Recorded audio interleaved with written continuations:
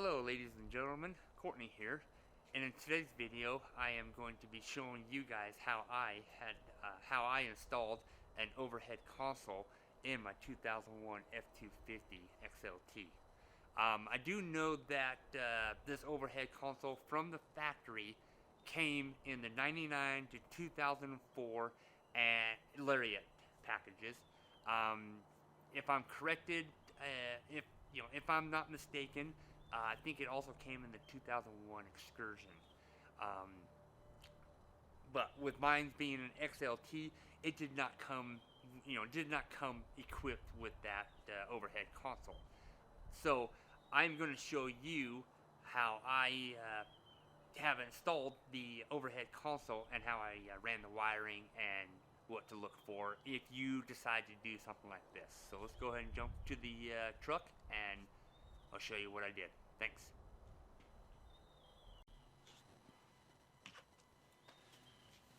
Alright, so we're here at the passenger side of the truck, and to get access to the actual plug that has already been pre-wired from the factory, you're going to have to remove a couple of plastic trim pieces.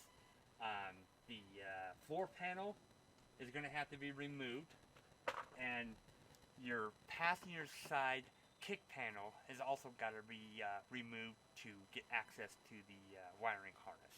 So we are going to get those things out of the way. Now you want to be careful because these plastic clips are very fragile, and after so many years they can get pretty brittle. So you want to be careful when you are removing these items. So, all right. So let's go ahead and jump into the truck, and I'll show you where what it looks like after you get these items taken off your truck. All right. So we are looking from the inside towards the passenger side kick panel. And what you see in front of you is a whole cluster of wires and connections.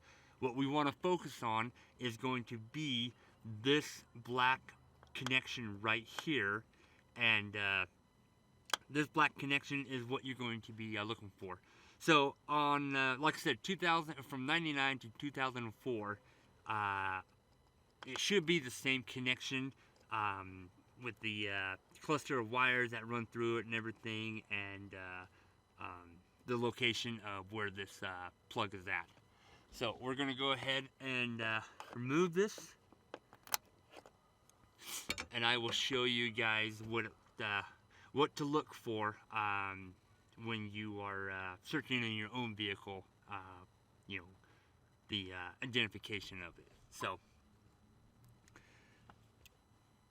hopefully you guys can see that, but there's a series of little tiny prongs inside of here, and on the back side you have a cluster of different color wires that run into the truck. The one wire that you mostly want to focus on when doing this project is going to be, when you're looking at it from when it's connected to the truck, it's going to be on the far right bottom corner. It's a red with a yellow stripe, and that right there is actually going to be your power coming from your fuse box or your main computer of your truck.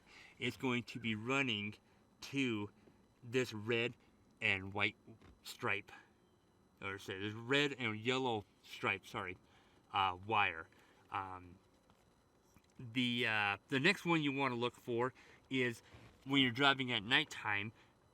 You have your headlights on. You want your computer to illuminate so you can see it at nighttime. And this blue wire, the one that's directly above it, this blue wire with the red stripe.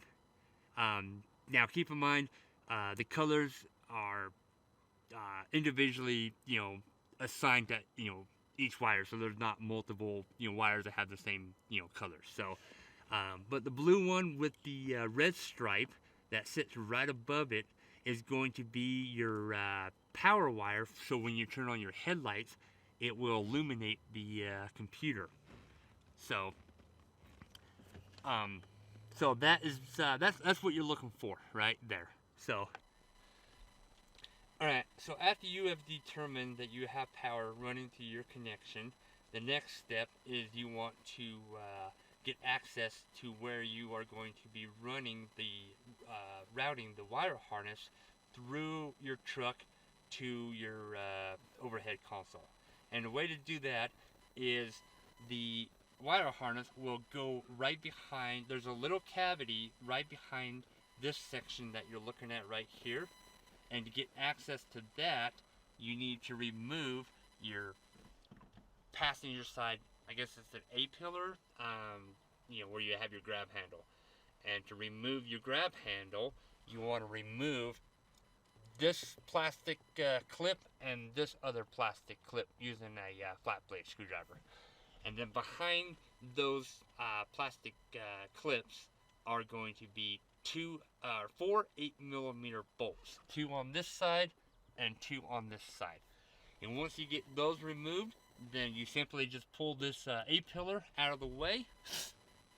Then your next step you want to do is you want to go ahead and get access to your headliner. And a way to do that is removing 2 Phillips screws, using a screwdriver, removing the sun visor, and then underneath here you have, where's that at? There it is. Underneath here you have another Phillips that you need to remove. And you want to do that on both sides, your driver's side and your passenger side. And then once you get those taken out of the way, then your next step is you have this little plastic retainer clip. So gently remove this plastic retainer clip. Be careful because it is plastic and brittle and will break. And this little guy right here is designed to help hold up your headliner. So once you get the headliner out of the way, the A-post out of the way, then you have full access to where you can route your wire harness from the bottom all the way up to your overhead console. Now, now as you can tell, I've already done this project, but I am going to show you how I did it in real time.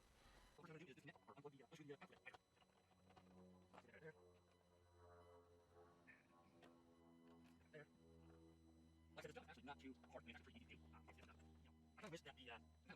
I kind of wish that the but it's funny, that's the reason behind adding the whether to NSLT. So let's go ahead and finish this up. Take this guy out. Now, and actually, I'm going to go if let's see. What was that stuff? You get these guys up. And I'll tool. Okay, there guy. And there. I don't know if I'm going to be able to look at this. I'm going to look back here to see if it is already knocked out. And it looks like it might be in shape. I'm going to go ahead and leave this guy off, and we'll pull it over. So that's it. This is where you need the side I hope you see this, but you just need to remove these covers right here. Put them right in your socket. And that's it. Right, so I have my power. You can move it back.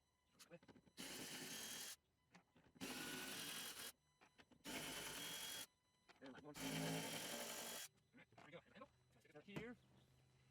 Now this guy right here should just pop right on out. Just like so. Work it around, and there we have it. So this is going to be the channel where the wiring runs up to the headliner and straight over this way. And then we're going to run the wiring, we're going to fish the wiring through here to make it down to this plug right here. So that's the reason why we have the hard wire, so we can use it as a guide wire. So let's go ahead and stick this guy back here.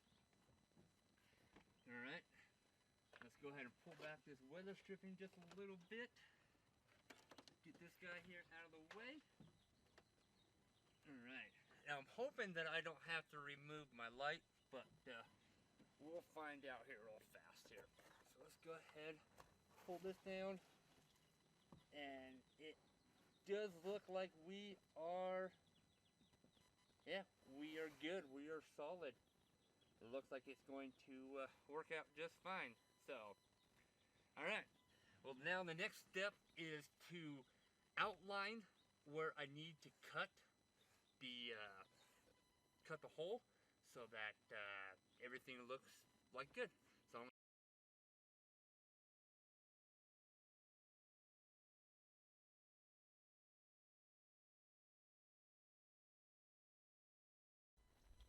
all right.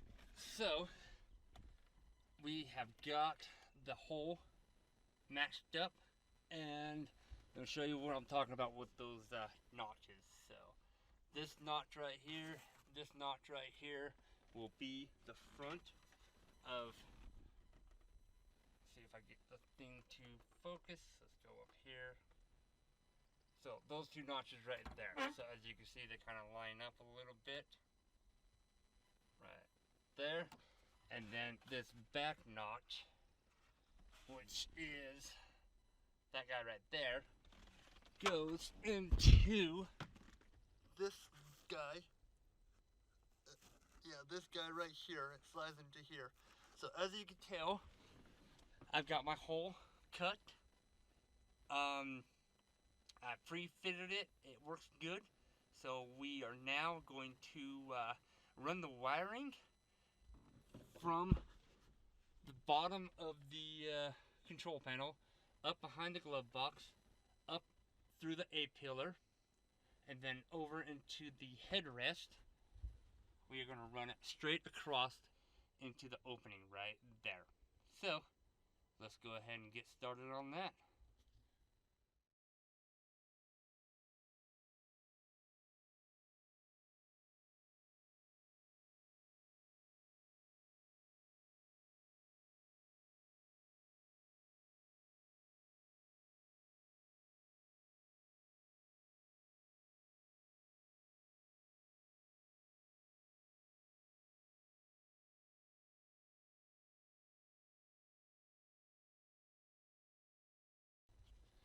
Alright, so I just got done installing running the wire from the bottom behind the glove box up the A-pillar, below underneath the headliner right here, and having it come out the hole.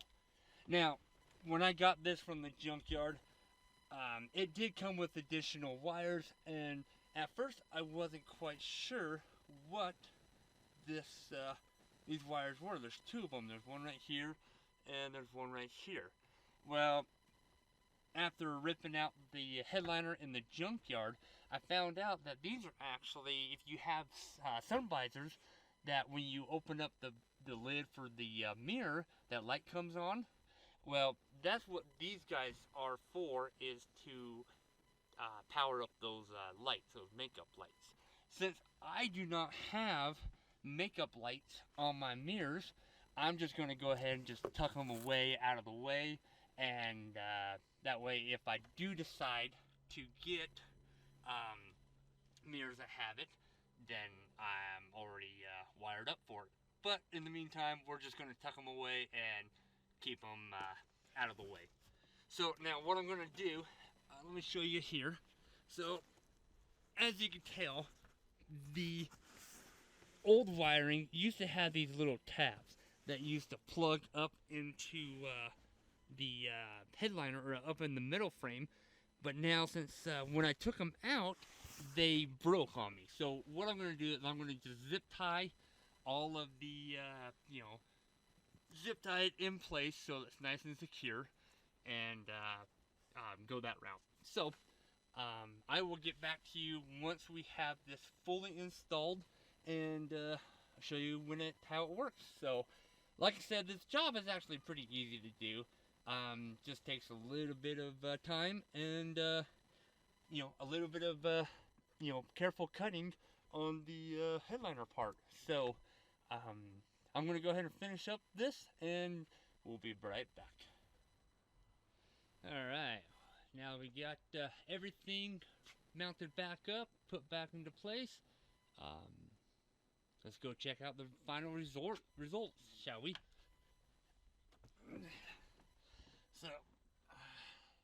as you can tell, it looks pretty good. You know, the color matches up and everything like that. Everything's put back.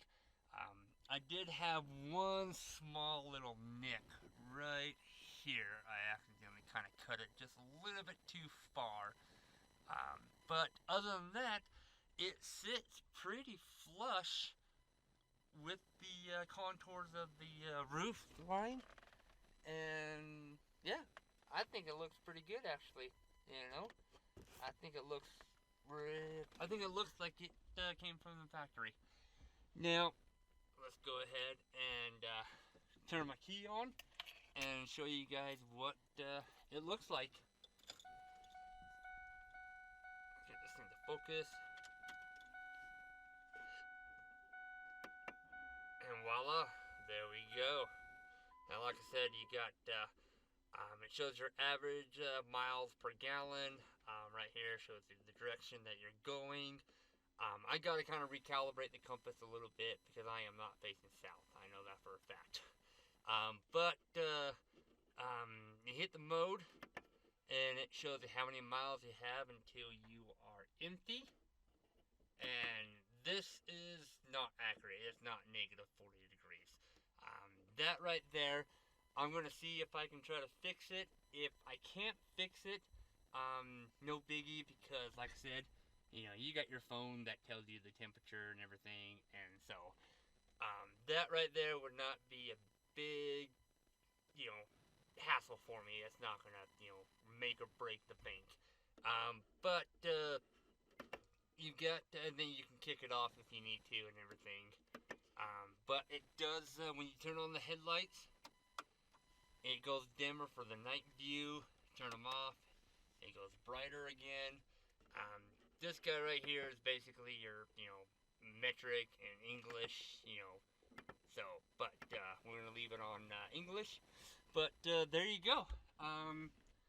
So if you're looking into doing a project like this, there's one of two different routes you can go.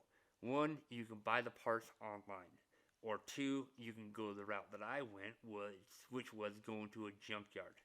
Now, when you go to a junkyard, buyer beware, the parts that you get may not work.